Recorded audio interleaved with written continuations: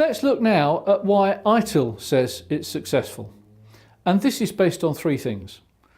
If we take those in reverse order, ITIL considers itself to be vendor neutral. What we mean by that is that ITIL is not owned, nor written, nor influenced by a particular vendor, which, interestingly, it's now 51% owned by Capita as a joint venture with the Cabinet Office, together known as Axelos, and yet Capita's role in ITIL is revenue raising. It is neither influencing nor writing ITIL, that's done by independent experts, but it is helping to raise revenue from it.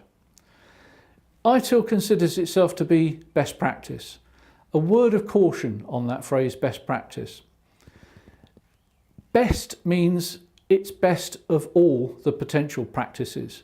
If we take ITIL as one of a number of service management frameworks, the other primary one being COBIT, and we were to try and conduct an experiment to decide which was better, ITIL or COBIT, we'd have to put ITIL into maybe 100 different organisations for maybe 3 years and measure the impact that ITIL had in that time. And then we'd have to take ITIL out, as if that's even possible, because it's a change of culture and a change of way of working. But let's assume we could take it out, and we'd then put COBIT in, and we'd run that in the same 100 organisations for 3 years, and then we'd compare the results. And if all 100 organisations saw more benefits from ITIL than COBIT, that statement could be proven. The fact is, we couldn't do that. It's not realistic. So, although it's an ITIL phrase, a better phrase is leading practice. The most interesting aspect of ITIL is that it considers itself non-prescriptive. Let's explore that. What ITIL means by non-prescriptive is that it tells us what to do, but not how to do it. And if I can give you an example of that, let's take incident management, i.e. the management of incidents. ITIL says every incident should be prioritised. Now, there's an obvious reason why you prioritise an incident, because you don't have sufficient people to work on every incident that occurs. Therefore, you have to use your skilled and expensive resources to work on the incidents that have the highest priority. In the same way as a hospital accident and emergency unit would triage the injuries that are coming in according to a scale from life-threatening to minor inconvenience. What ITIL says is all incidents should be prioritised based on two characteristics, those being impact and urgency. That's as far as ITIL goes. It doesn't tell you how to measure impact. Most organisations typically measure impact based on the number of users affected, but that's not the only element. It could be the service that's affected, it could be the amount of money at stake, it could be a particular location, or it could be a combination of any of those. ITIL doesn't tell you how to measure urgency. By way of an example, typically the most important application in any organisation is payroll. The day you print the pay slips and do the back transfers is the most important day in the pay life cycle, and an incident on that day becomes incredibly urgent. The day after, you've got maybe 3 weeks to fix it, so the urgency changes. What ITIL says is base priority on impact and urgency. It doesn't tell you how to measure them, it doesn't tell you how to map them, it doesn't tell you how many priority levels to use, it doesn't tell you what those priority levels should be called, and more importantly, it doesn't tell you what your responsiveness should be to each priority level. And the reason for that, and this is part of ITIL's success, is that in describing it generically as to what should be done, it allows each organisation complete discretion as to how they do it. So for some organisations, 4 levels of priority will be adequate, and that's probably 80% of organisations. For other organisations, they'll use 5, 6 or even more. Typical response to a priority 1 incident is 4 hours. Other organisations have 2 hours. We've got one organisation where it's 20 minutes. Again, this is going to depend on the organisation and its activities and the risks it's prepared to bear. So if we recognise that, that's both a strength and a weakness. It's a strength because it allows everyone to adopt the same framework and do things in a similar way, or at least do the same things. It's a weakness in that it doesn't tell you how to do it. Let's look now at the concept of the service life cycle. We've mentioned this on a number of occasions. Here's the life cycle as ITIL presents it, and you can see essentially there's 5 stages to the life cycle. Each of those stages or phases is based on a book, hence the original IT infrastructure library. So each book represents one life cycle stage. We have service strategy, more on that in a moment, but that essentially describes all the objectives, constraints and ambitions of IT, recognising who its customers are, etc. That sets the scene. Then we move into service design, which is where we design new and changed solutions to support the strategy. From design we move into transition, because at some point that design has to be moved into the live environment. That incurs risk, and therefore we have a whole life cycle stage called transition to manage the risks of moving something into the live environment. More on that in a moment. In the live environment we're in service operation, and that's ultimately where the value is seen by the business, because at that point they can engage with the services and use them. Prior to that they can't, and so there's very limited value, if any, prior to operation. Continual service improvement, as I mentioned a little while ago, is if you like, a wrapper around the outside of the other 4 stages, implying that anything at any time within that life cycle can be improved and should be improved, both reactively and proactively. Looking at the outside of that diagram, we've got 2 other components: complementary publications and web support services. Complementary publications are being created to help address some of the how. How do you do this in a particular operating environment? How do you do it in a particular business sector? How do you do it in a particular technology facility? And so white papers, case studies, etc. are being developed to help answer those questions. Web support services include a self-assessment process maturity model that is available for people to understand their own process maturity.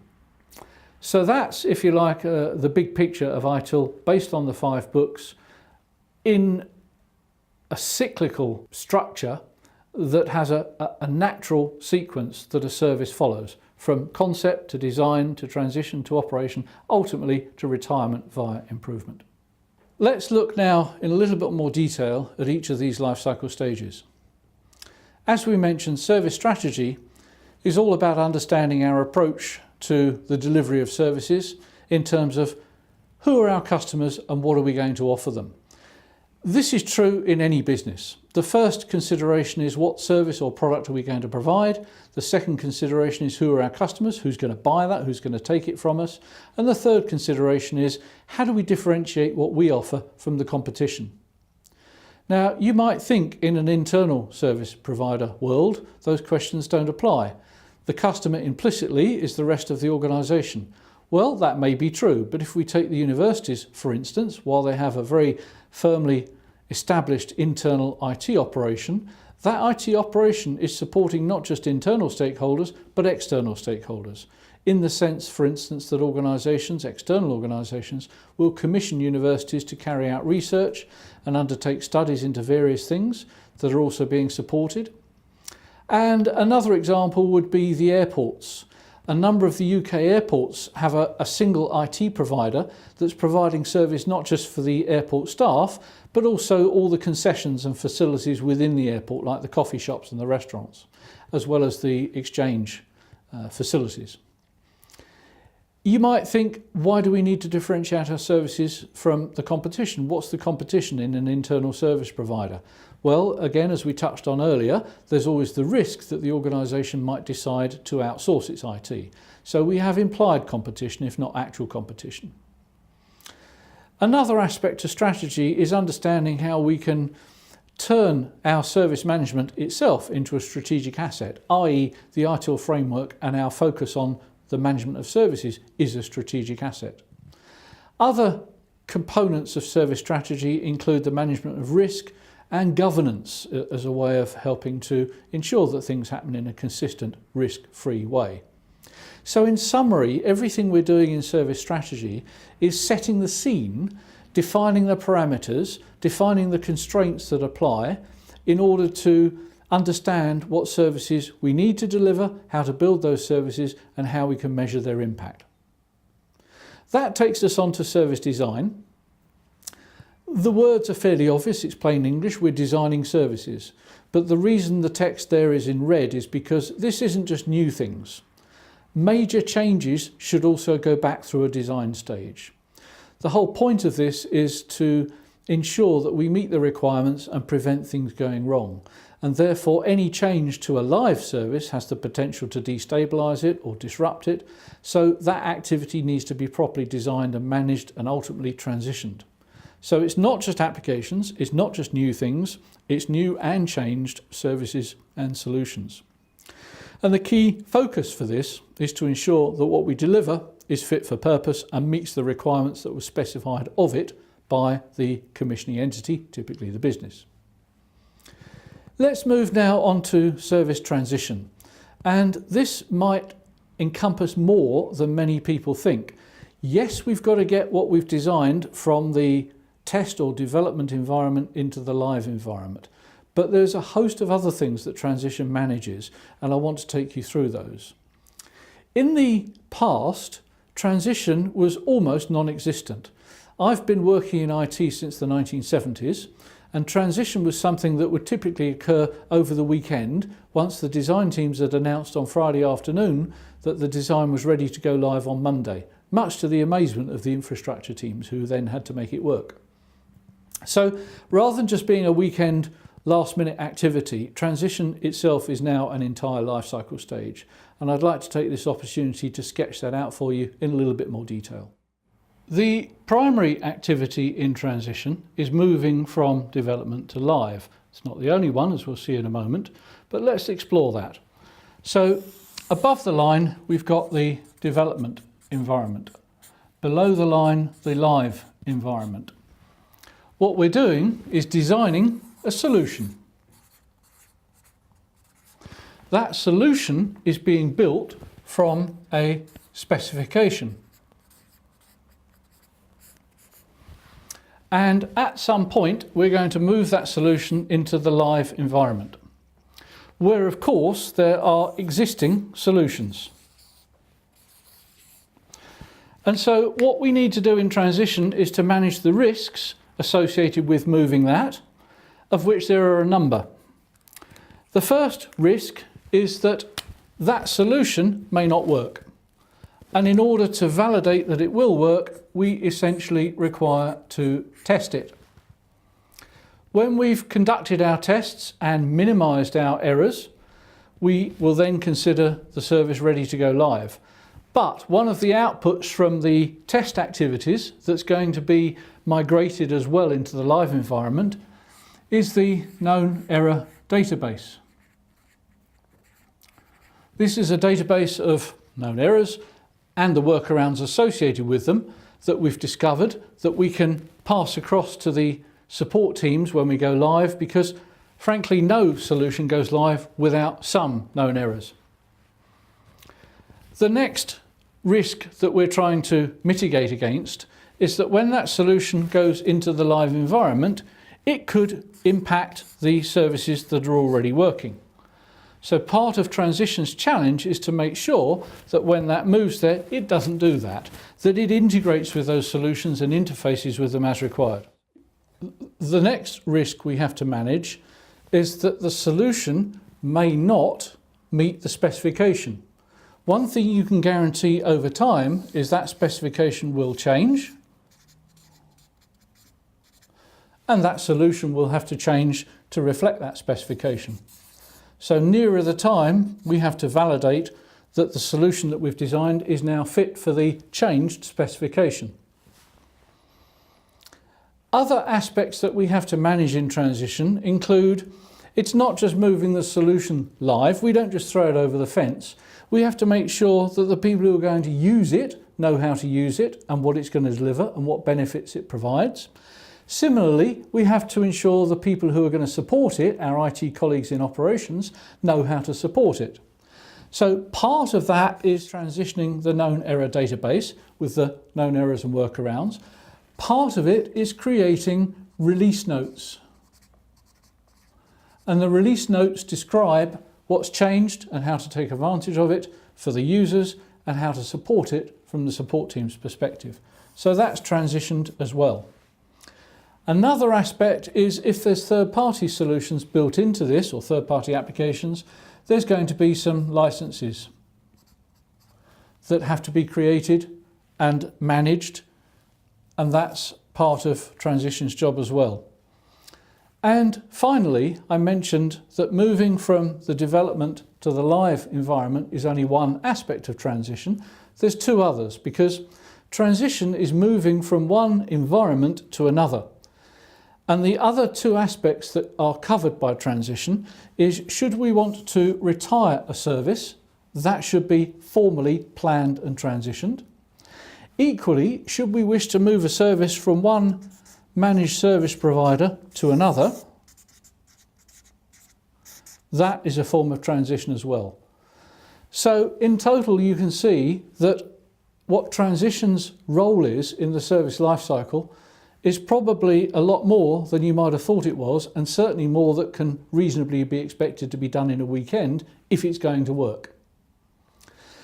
What we also see now is how these lifecycle stages fit together, because having defined our objectives and our constraints in strategy, we're then designing the solution in order to meet the strategy. Transition, if design's done its job properly, is doing a little bit more, but essentially validating that what design has created is fit for purpose and is going to work. What this means is that the focus for every organisation providing IT services should be get the design right. If the design's right and transition validates that, it makes transition's job easier, and we've got a much higher degree of confidence that when that solution is available in the live environment, it will do what it was intended, and it will work, and it will function in the appropriate way. What we don't want to do is move something live that isn't completely built or fit for purpose and then have to fix it, which is more expensive, more time consuming and more disruptive. Looking now at service operation, this is where we end up after transition in the live environment, where, as I mentioned earlier, the business can now engage with the services and get the value from them. There's an old saying in IT that I must have heard 30 years ago that said 90% of the cost and 100% of the value comes in operation. 10% of the cost and none of the value comes from development. So this is where we begin to perceive, deliver, and customers receive the value that was committed from the original specification. Our challenge as the service provider is to provide the services, to keep them available, and to meet the service levels that we've agreed or pre-agreed in design. However, operation effectively tells us how good we've done the design and the transition, how effective they were. Because if we've done them correctly, things will generally work. The extent to which they don't work will be determined from operation, and rather than just keep fixing things, what we should be doing is using that as a lesson to understand what we could or should have done better in design or picked up in transition. So I can't stress this enough. The real value of ITIL, and this is what we mean by being proactive, is to understand what we need to design, get the design correct, validate it in transition, and then a minimum of rework in operation to keep it up and running. The final stage, but not to be thought of as the fifth stage, continual service improvement, thought rather more as the wrapper around the rest of the life cycle. Anything within the life cycle, strategy, design, transition, operation, is capable of improvement at any time. Furthermore, it's the life cycle stage that helps us better respond to changing business needs. The business will change. They'll be under competitive pressures, regulatory pressures, government pressures, etc. They'll want to introduce new functionality.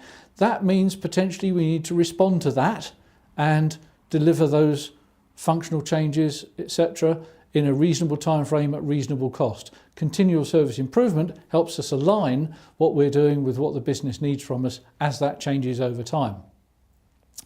Continual service improvement is also about both efficiency and effectiveness. It's interesting that some of the continental languages only have one word for both of those, but there is a difference. And if I can summarise it in a fairly simplistic way, efficiency tends to be better for the service provider. We do things more productively at a lower unit cost, fewer errors. Effectiveness tends to be better for the customer. In other words, the service is more effective at generating the results they need from it. If I give you an example of how you can be efficient without being effective, when the financial institutions, and in particular the banks, hit on a way of becoming more efficient by migrating their contact centres to the Indian subcontinent or the Philippines, they saved a massive amount of money, typically because wages were 1/6 of what they are in Europe. The downside is that universally these were disliked for no particular reason, but the language challenge, sometimes the distance challenge, the understanding challenge, to the extent that because the only people to benefit from that were the service providers themselves, and universally there was customer disagreement with this move, 10 years later all those contact centres are now repatriated onshore, except for the very low level activities such as name and address change and so on. So we want to be both efficient and effective, and you can be one without the other. But finally, as we mentioned, CSI, as it's abbreviated to, is applicable across the entire life cycle. The other aspect that we just hinted at is it can be, improvement that is, can be both proactive and reactive. We don't have to wait for something to go wrong to look for improvement. We can proactively improve it.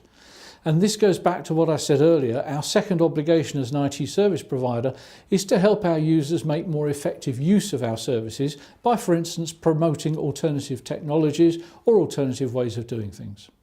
Now we're going to look at least at a high level, the core component of the ITIL Service Management Framework, which is the processes themselves. And since 2011, and ever since, there's been 26 processes. These processes are assigned to one or other life cycle stage in the way that's described here, because ultimately they're in books and each process is one chapter in a book. However, what we mustn't make the mistake of is assuming that the process is only relevant to the life cycle stage in which it exists. As an example, financial management, the management of IT's finances, is entirely applicable and relevant across the whole life cycle, not just at a strategic stage, but it naturally fits into service strategy. If we look at the design processes, processes such as availability management and capacity management are there in the design stage because the specification will contain non-functional requirements. In other words, when the service needs to be available, how long the customer can live without it, how quickly it needs to be restored when it fails. In capacity terms, we're measuring performance. This would be things like transaction response time, batch completion time. The reason those processes sit in design is because the solution has to be designed to meet that non-functional specification. However, those processes are equally relevant in service operation, because when a service fails, who are you going to call? Availability management. What went wrong? What component failed? What's gone down? So, in summary, these processes have relevance typically across the life cycle, but specifically, strategy processes are relevant across the whole life cycle, design processes through design, transition and operation, transition processes, transition and operation, and of course CSI, again, a wrapper around the whole piece. It's interesting that there's more processes in design than any other life cycle stage. And the reason for that goes back to what I said earlier, that if you get the solution right in design, it'll likely work better in operation. So that's where ITIL sees the focus. This slide helps us understand in effect, a form of matrix management. Let me explain. Every IT organisation is structured around this type of organisation or organisational structure. We have the CIO, head of IT, IT director, call them what you will, at the top. We then typically have the two sides of IT. On the left, the infrastructure or production side of IT managing the live services. On the right, the application management, which is covering application development and maintenance. Each of those teams or functions in the boxes, the service desk, the desktop support, is what ITIL calls a function. Teams or groups of people specialised to perform one or more activities. And this is universal because these are the skills people have that allow them to be employed in one of those functions to undertake that type of activity. And that's what we call the technology axis. Where ITIL's focus is on the service axis, which, as you can see, runs diametrically opposite the technology axis. And to explain what I mean by that, if we take, for instance, the payroll application that we talked about earlier, for the payroll service to be available, the application has to be up and running. The server on which it sits has to be up and running. The database it uses has to be available. The network over which it's delivered has to be up and running. And so, whilst the technology components are necessary to deliver that service, the value, and this is the critical thing, the value from the customer's perspective is not the technology, but the service. And it's all the technology components that need to work in concert to deliver that service. Similarly, processes operate on the same axis as services. Again, if we take our example of incident management, initially the incident's reported to the service desk, but if the service desk can't fix it, they'll assign it to what's typically known as a second line resolver team, which could be any of the functions on that diagram. So the incident management activity could span a number of those functions. If you were to try and think of a discrete function that also contains the process, perhaps the nearest example you might come to is change management. So every organisation will have a change management function or team or change manager. But think about this. Although that person or that team is ultimately responsible for the management of all changes, they will engage with other teams. So for instance, a major change that has financial implications will need to be approved by the finance department.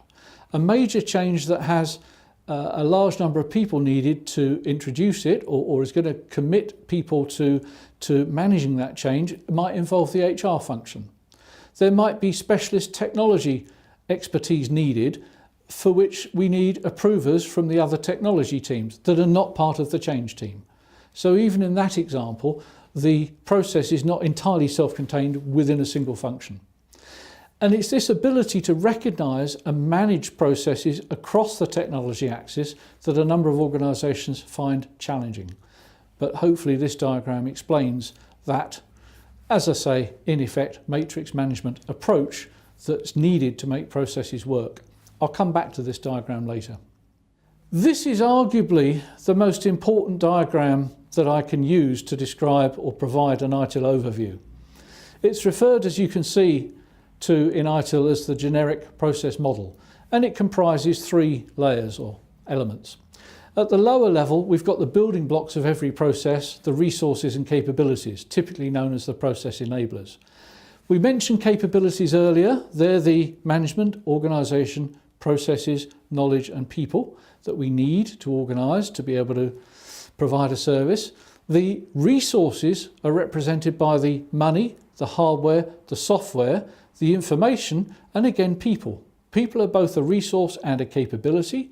In terms of resources, how many people do we have? In terms of capability, what are they able to do? So these are our building blocks for our process. Let's now unpick the process itself. And again, we'll take the example of incident management because it's a process most people are familiar with. The first thing to note is that every process has to be triggered. The process doesn't operate on its own. It doesn't have a life of its own. The obvious trigger for the incident management process is an incident being reported or detected. The process then has a number of activities associated with it, the first of which would be that we would log the incident. The second we mentioned would be to prioritise the incident to determine which incidents need to be dealt with first. And the third activity is typically incident categorisation that helps us understand what type of incident it is, which itself has two purposes. One is if the service desk, who are the recipient initially, the first line support for incidents, can't fix the incident, which team do they assign it to? The second benefit of categorisation, it provides some information to another process, problem management, that helps us understand the root cause of one or more incidents. These activities should be subject to procedures to ensure that they're done consistently.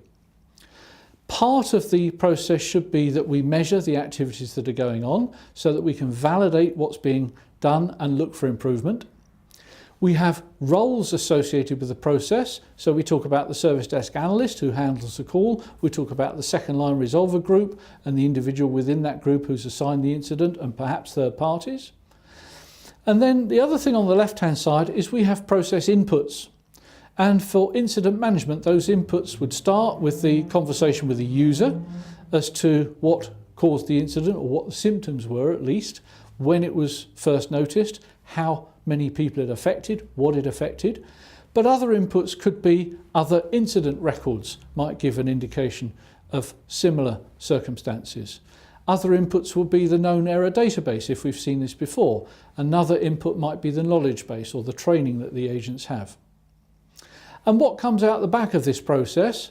Three things typically, at least for incident management. One will be a fixed incident, the result of which would be a happy customer.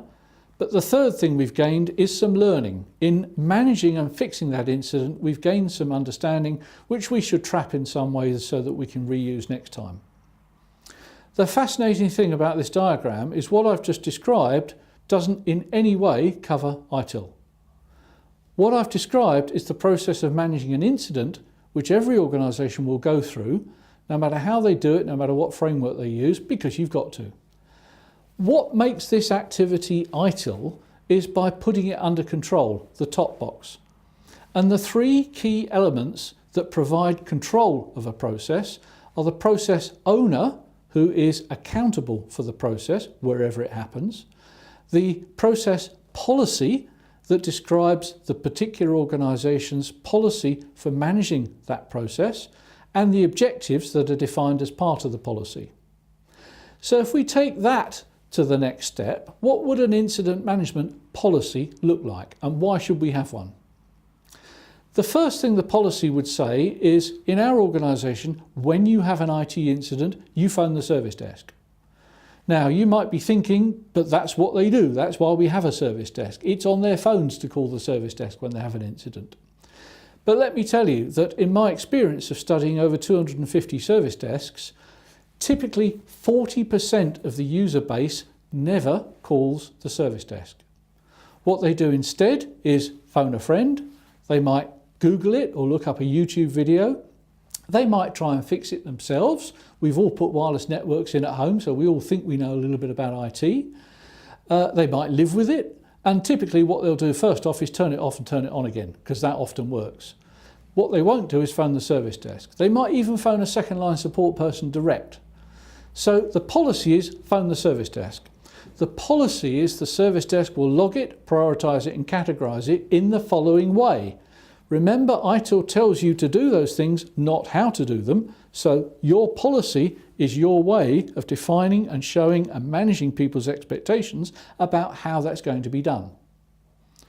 The process owner is accountable for drafting the policy and ensuring that the process happens in a consistent way wherever it occurs. The activity itself, the middle block, is the responsibility of the process manager, which is the person on the ground who's managing the activity. These are both roles, as we'll see in a moment, and of course one individual can have more than one role. So it's perfectly acceptable for one individual to be both the process owner and the process manager. Let me give you a little amusing example of an organisation that epitomises this to the nth degree. The organisation that is noted for putting processes under control is McDonald's, the fast food chain. And when I described this generic process diagram to one of my classes, we had a guy there who'd been into a late night McDonald's, an all night McDonald's, at about 2 in the morning, and was not only the only customer in there, but the chap behind the counter was the only person on the McDonald's side. And he said, quite naturally, when I walked in, the chap came out the back, he took his hat, apron and gloves off, took my order, keyed it into the till, took my money and gave me the change. He then put his hat, apron and gloves back on, went out the back and cooked the order. Nothing strange so far. Then he said something surreal happened. When the order was cooked, instead of just handing it over, he put it in the slider, took his hat, apron and gloves off, came round the front of the slider, took the product, the food out and gave it to me. And what this demonstrates is that McDonald's have a procedure that the staff culturally can't break. So even though in the daytime there might be 10 people doing the job, at night time when there's only one person on, that one person has multiple roles and fulfills each of those roles separately, regardless of the fact that they could do it potentially quicker as a single person. So what we're seeing is that the whole concept of ITIL is putting processes under control. The reason for doing that is to ensure that those processes operate consistently, predictably and reliably, and that when we trigger them and we put the inputs in, we have confidence about what's going to come out the back of it. If a process is not under control, and you can tell this by asking the users of the process. So if we were to ask people who call the service desk how effective incident management is, which bear in mind doesn't just cover the service desk, but that's the user perception. So we ask a user how effective incident management is for them. If that process is not under control, they will typically say it depends. And when you query further what it depends on, it's typically they say it depends on the person who picks up my call. Think about that.